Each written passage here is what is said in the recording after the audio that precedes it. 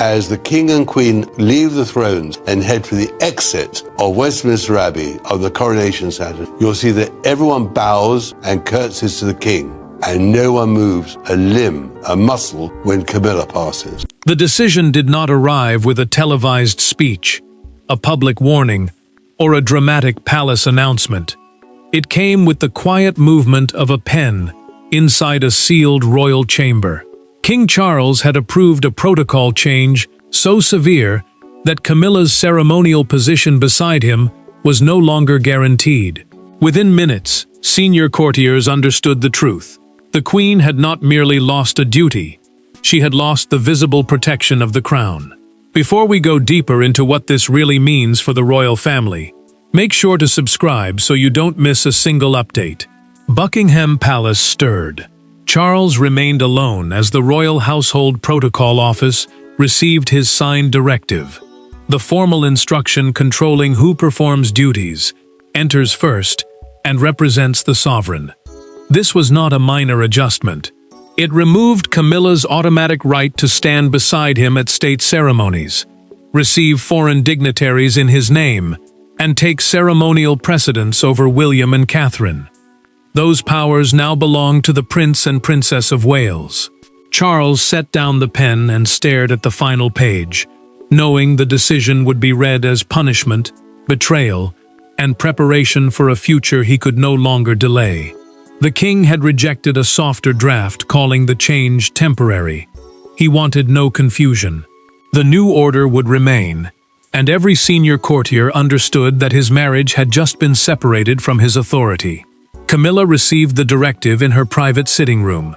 She read the opening paragraph once, then again, slower this time. Her fingers tightened around the chair as the queen consort asked whether her husband had personally approved every line. A senior courtier answered carefully, explaining through the signed record that Charles had reviewed the wording and refused a temporary suspension. She said nothing.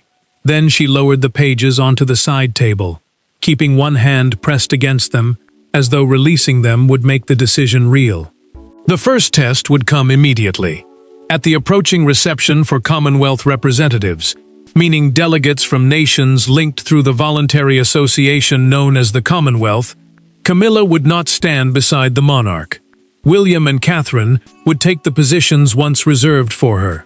The future king would receive the principal guests, while the princess remained at Charles's side through the formal greeting. Camilla finally asked the question everyone feared. Who had persuaded him to go this far? Her aide hesitated, then revealed that the answer began with a private incident weeks earlier, witnessed by William.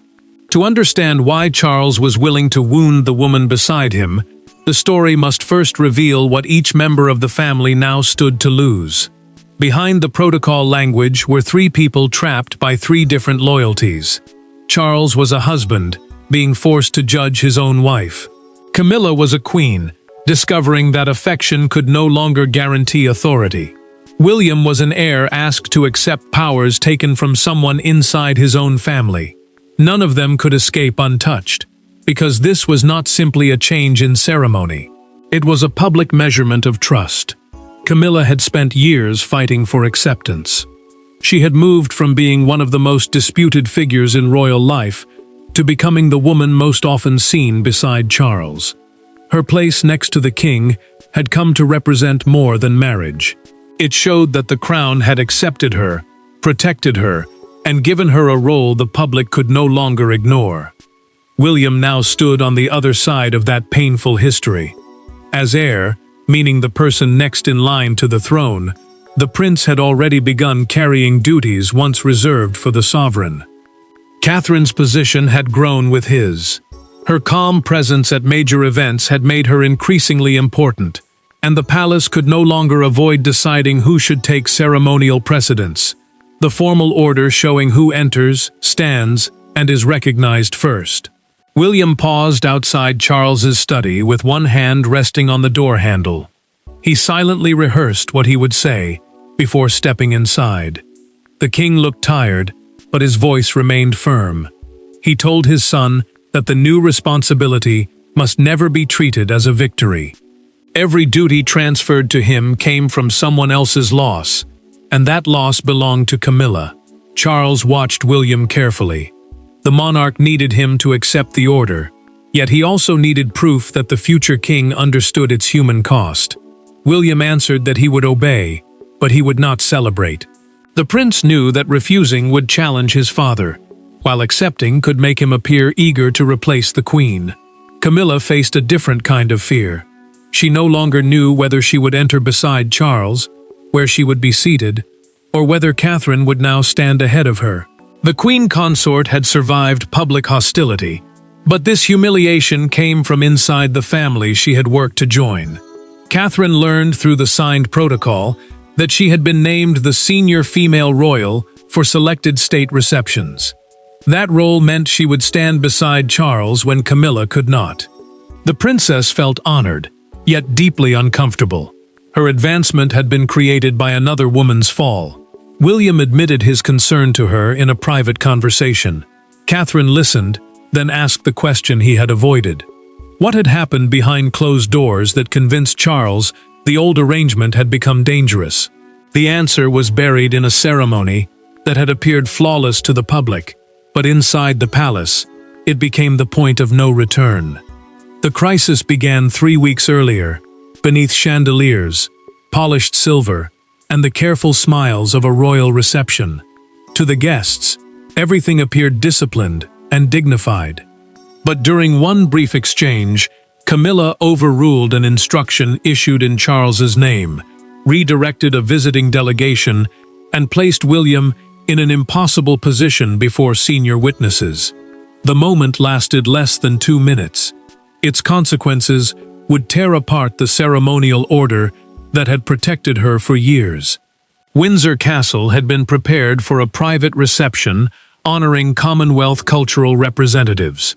The Commonwealth is a voluntary association of nations, linked by shared history and cooperation, and Charles had personally approved the order in which its guests would be received.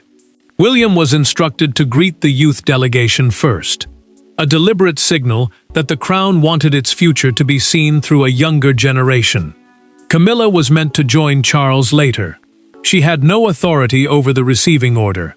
Yet moments before the delegation entered, the Queen Consort called the Lord Chamberlain aside. That official manages major royal ceremonies and ensures that formal instructions are followed.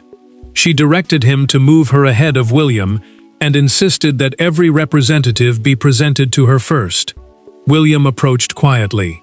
The prince reminded her that the king had approved the sequence himself, and that changing it now would embarrass the household. Camilla did not retreat. She told him that future authority did not outrank the present queen, and she would not be placed behind the heir inside her own royal household. Charles heard the final words from the adjoining doorway. The king saw William's expression harden, then watched his son step back rather than create a public confrontation. He continued through the reception with controlled restraint, but the silence between him and Camilla carried more weight than any argument could have done. William left feeling humiliated. Still, the future king refused to criticize her before aides or guests, because he knew one angry sentence could turn a protocol dispute into a family war. Camilla, meanwhile, treated the matter as settled, unaware that Charles had already begun questioning how far her office had gone. Charles waited until the last guest departed. He requested the written ceremony plan, removed his glasses, and tapped one unauthorized alteration with his finger. Then the monarch asked the Lord Chamberlain, "Who gave this instruction?" The answer was documented in 2 earlier staff notes. Camilla's office had tried to change the order twice before the event. Worse, her staff had used Charles's name on 2 previous occasions to demand ceremonial privileges he had never approved. Charles summoned Camilla that same night and placed the original plan between them. What began as a disputed place in a receiving line was about to become the most painful confrontation of their royal life. There were no advisors seated between them, and no cameras to soften what followed. Charles entered carrying the altered ceremony plan. Camilla was already waiting, convinced the disagreement could be contained as another private misunderstanding. Then he placed the pages on the table and asked why his authority had been used without his permission. In that instant, the dispute stopped being about rank. It became a question of whether he could still trust his wife. Charles dismissed the aides and closed the door. The king wanted no witness and no official voice between them. Ceremonial protocol, the formal system deciding who represents the sovereign and in what order, was not decorative. It told the palace who held authority, who stood next in succession, and who could speak in the monarch's name. Camilla had not merely changed a receiving line. She had crossed into power that belonged to him alone. Camilla defended herself at once.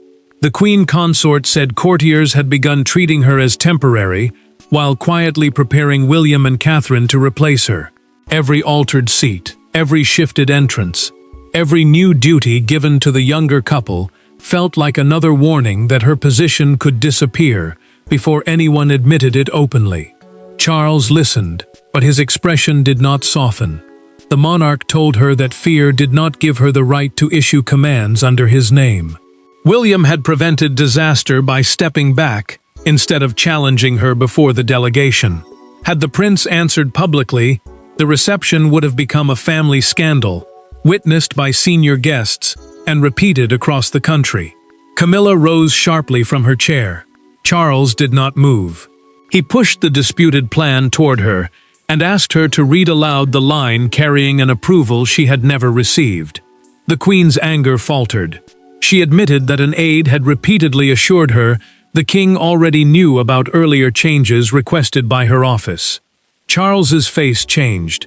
The king had already reviewed 2 documented staff briefings showing that Camilla's office had been warned not to alter the order of precedence, meaning the official ranking that decides who enters, stands, or is recognized first.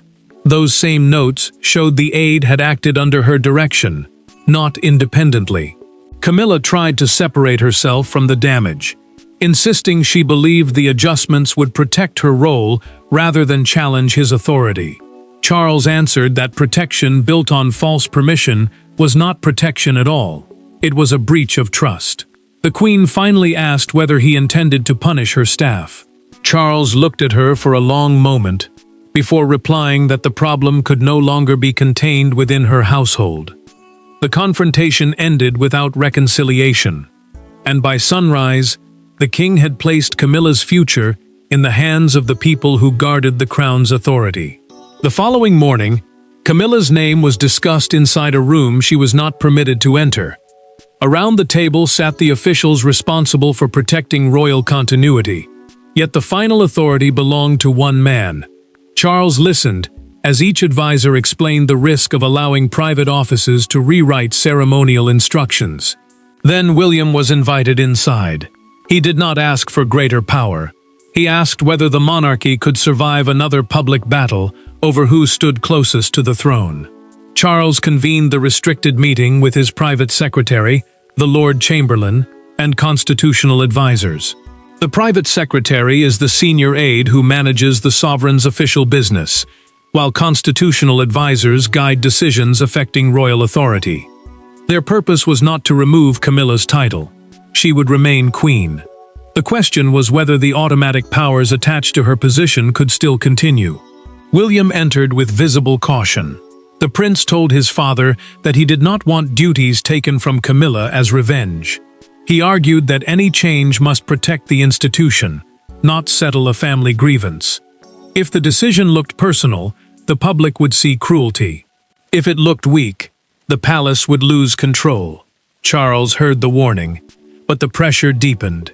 The Lord Chamberlain revealed through a documented briefing that 3 senior officials had threatened to demand written confirmation before following any future instruction from Camilla's office.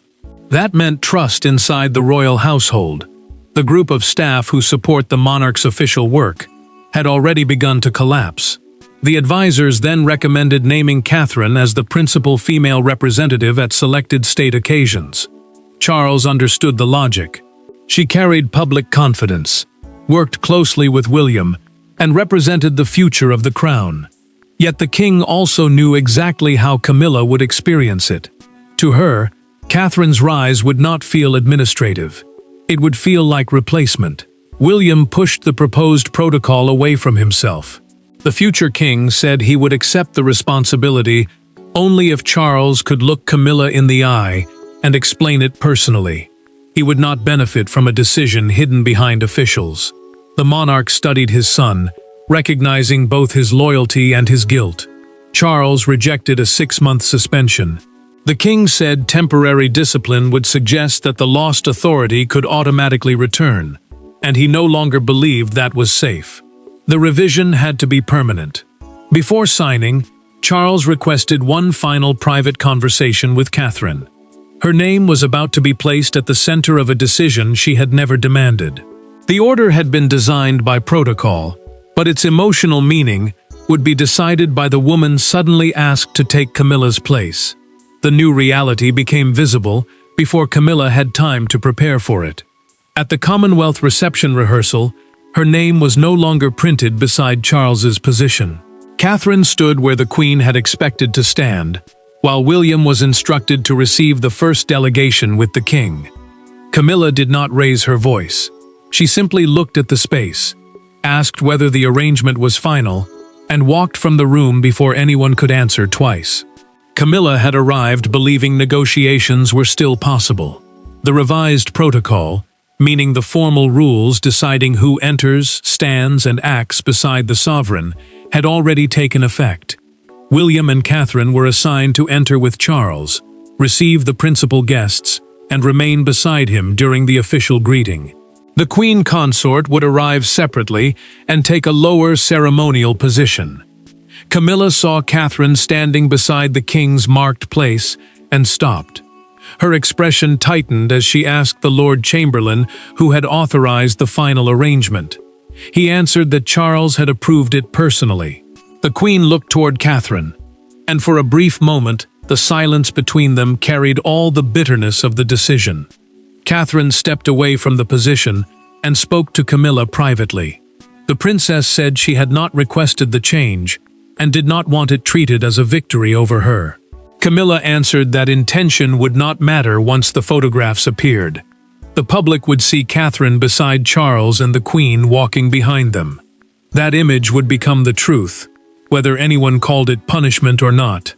Camilla left the rehearsal before her composure broke.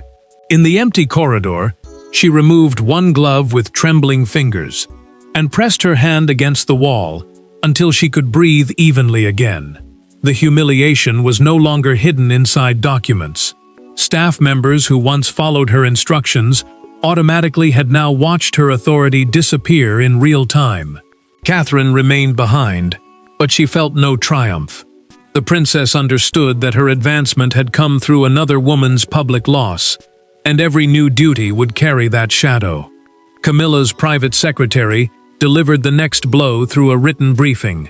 Future instructions from her office would require approval from the sovereign staff before reaching the royal household. 2 engagements where she had been expected to represent Charles alone were also reassigned, one to William and one to Catherine. That evening, Camilla sent Charles a handwritten request for a conversation without officials, titles, or prepared statements.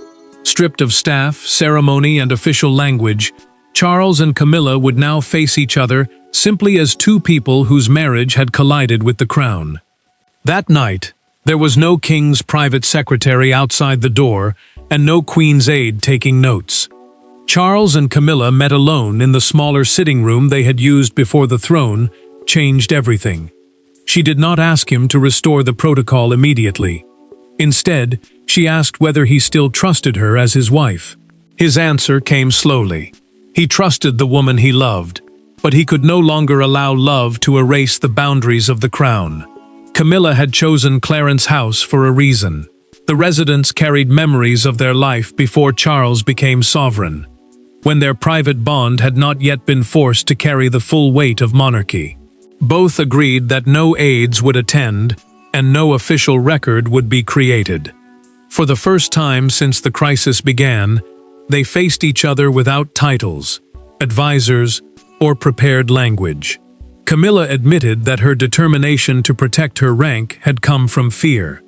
The Queen believed the palace was already preparing to make her irrelevant, as William and Catherine moved closer to the throne. Every new responsibility given to the younger couple felt like another quiet warning that her place could be reduced before she was ready. Charles listened without interrupting. The king then admitted his own failure. He had delayed confronting the problem because he wanted to shield her from another period of public rejection. He remembered how long she had fought for acceptance, and he feared that questioning her authority would reopen every old wound.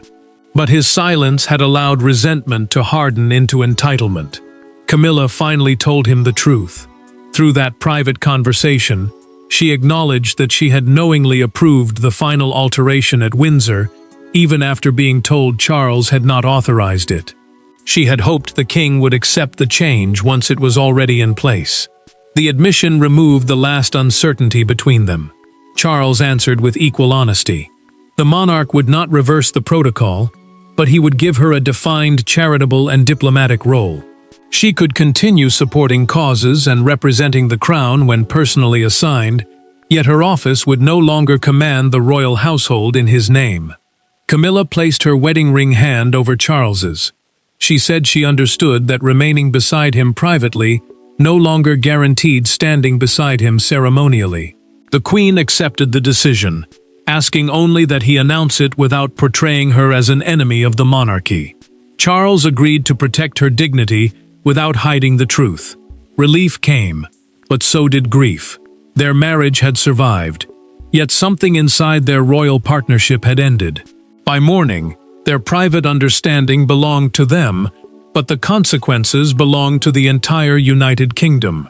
The country understood the decision before the palace finished explaining it. At precisely 11 o'clock, Charles entered the Commonwealth reception with William on one side and Catherine on the other. Camilla followed several steps behind. One photograph captured the entire transformation. The king moving forward with the future monarchy beside him, while his wife walked alone beneath the palace lights. By midday, that image had become the most debated royal picture in Britain. Buckingham Palace released a formal statement moments later. The royal household, meaning the staff and offices that support the monarch's official work, had reorganized ceremonial responsibilities to strengthen clarity, continuity, and accountability. Camilla would remain queen, but she would no longer hold automatic precedence beside Charles at selected state functions, or receive foreign dignitaries in his name. Catherine turned briefly as Camilla entered separately. The princess met her eyes and offered a small nod, careful not to challenge the arrangement while still showing sympathy. The queen answered with the slightest movement of her head. Neither woman spoke, yet both understood that the public would read meaning into every step between them. William kept his expression controlled beside Charles. The prince knew millions would interpret his new position in opposite ways. Some would call it necessary preparation for the future. Others would see ruthless advancement built on Camilla's humiliation. The king moved forward without hesitation, but his son carried the weight of being elevated through another person's loss. Camilla watched the coverage privately after the reception. The Queen remained composed as broadcasters replayed the entrance again and again, but the photograph wounded her more deeply than the written order had. A document could be explained, an image could not. It showed the new hierarchy in a single instant. The next morning, the Daily Chronicle published the photograph beneath the headline, "The Crown Draws a New Line." Charles, William, and Catherine appeared together, while Camilla stood behind them, divided by the palace doorway. Crowds gathered outside Buckingham Palace. Some praised Charles for placing rules above family. Others carried signs accusing the monarchy of humiliating a woman who had supported him for years. One elderly woman lowered her newspaper, looked toward the balcony, and said the image showed the future arriving before the present was ready to leave. A national broadcaster framed the decision as the first unmistakable transfer of visible authority toward William and Catherine, not simply a marriage crisis. Public judgment had become impossible to contain. Charles now prepared a final statement that would decide whether this moment was remembered as Camilla's defeat or the crown's painful act of self-correction. Charles's final statement contained no anger and offered no path back to the old arrangement. He accepted responsibility for allowing ceremonial boundaries to become blurred, confirmed that the revised protocol would remain permanent, and thanked Camilla for accepting a more limited role. The message was unmistakable. She had lost authority, but she had not lost her marriage, title, or place in his private life. The king had chosen the crown, yet he refused to turn that choice into personal destruction. Charles addressed senior household members before the new rules were circulated across every royal residence. The royal household is the network of staff and offices that supports the sovereign's official work. He made one principle clear: no person, regardless of title, marriage, or family position, could exercise authority in his name without direct approval. The line had been crossed once. It would not be crossed again. William and Catherine would now lead selected state receptions beside the king. Camilla would remain queen, but her work would focus on charities, cultural causes, and engagements personally assigned by Charles. The structure protected her dignity while removing the unchecked ceremonial power that had caused the crisis. Camilla faced the new arrangement at the next royal service. She entered separately, paused before taking her place, and remained composed. The queen did not challenge the order or attempt to reclaim the position she once held. Her restraint showed that she had accepted the decision, even if the loss still cut deeply. Charles waited until the official procession had ended. The monarch then reached for her hand. That small gesture carried the final truth. The institutional boundary would remain permanent, but their personal bond had survived. William later spoke to Camilla in a private recorded conversation kept within the family. The prince told her he had never sought her removal and would not use his expanded role to humiliate her. She answered that the responsibility now belonged to him, and he must carry it more carefully than she had. Catherine made the same choice through her actions. The princess treated Camilla with public respect and refused to celebrate her elevated status. Her restraint prevented the new protocol from becoming a campaign of revenge. Camilla looked once toward the place she had formerly occupied, then turned away without bitterness and joined Charles beyond the public line of duty. The crown did not survive because one person won and another lost. It survived because Charles finally drew a boundary that affection could not cross. And every member of the family accepted the cost. Thanks for watching. Please don't forget to like and subscribe, and we will see you in next one.